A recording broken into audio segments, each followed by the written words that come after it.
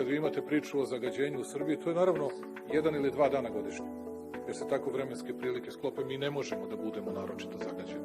Zato što nemamo snažnu industriju i dalje. I ja ne znam gde udaram tog dana.